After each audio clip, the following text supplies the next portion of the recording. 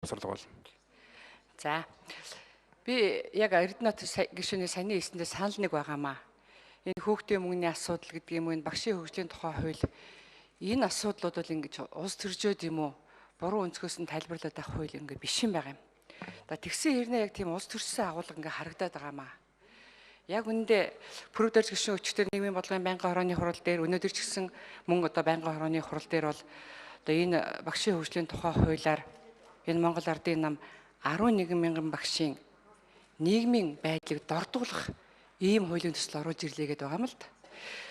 Монгол Улсын засгийн газрын мөрийн хөтөлбөр, за манай Монгол Улсын ерөнхийлөгчийн сонгуулийн төвчийн мөрийн хөтөлбөрт ч гэсэн эмч багшийг онцгойлон анхаарах цалин хөлсийг нэмэгдүүлэх ийм заалт байгааг та мэдж байгаа шүү дээ. Юу гэж эн чинь 50 мянган багшаас 11 мянгийнх нь нийгмийн байдлыг нь дордуулах ийм хууль оруулж ирэхгүй нь бол тодорхой шүү дээ. Тэгээ ингэж ярьж байгааг нь би харин та нар маань эсрэгээрээ улс төрийн өнцөг жоохон агуулад байгаа юм биш байгаа даа л гэж бодож байгаа. Төрүүн тэр хэлцэх асуудал дээр ч гэсэн хүүхдийн мөнгөтэй холбоотой асуудал дээр мөн л улс төрийн өнцөг оруулж л байна лээ. Одоо гинт ягаад хүүхдийн мөнгө одоо ингэж өгөхөр болчихвоо гэж. Гэхдээ Монгол улс сүүлийн 5 жилд хүүхэндээ анх удаа төсвийн орлогоо 500 тэрбумаар давууллаа. Гэхдээ тэрнээс нэг эхний ээлжинд хүүхдүүдэд мөнгө өгөх тухай бид нар энэ шийдвэрийг улсын хурал, энэ засгийн газар гаргах ёстой шүү дээ. Энэ дээр бол одоо ямар ч би улс төрийн өнцөг шаардлагагүй гэж бодож байгаа.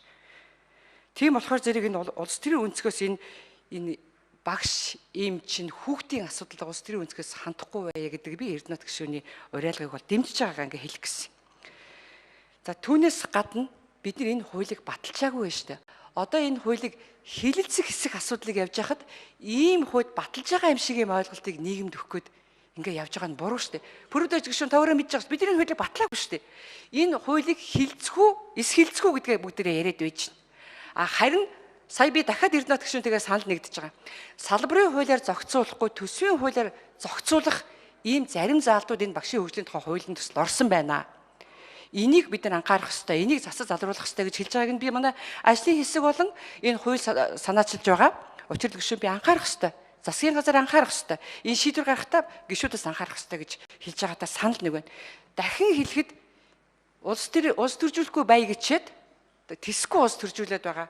Энэ хүүхдийн мөнгө өгж байгаа байдалд сөргөөр хандах гээд байгаа, сандраад байгаа. Энэ байдлаа засах хэрэгтэй шүү дээ. Тэг шаардлага ерөөсөө байхгүй. Үнэхээр улс төрчгүй асуудал бодтоор хандъя гэж байгаа юм бол тэр хэлсэндээ л байл та. Би нүгийг хэлмээр байна. Баярлалаа.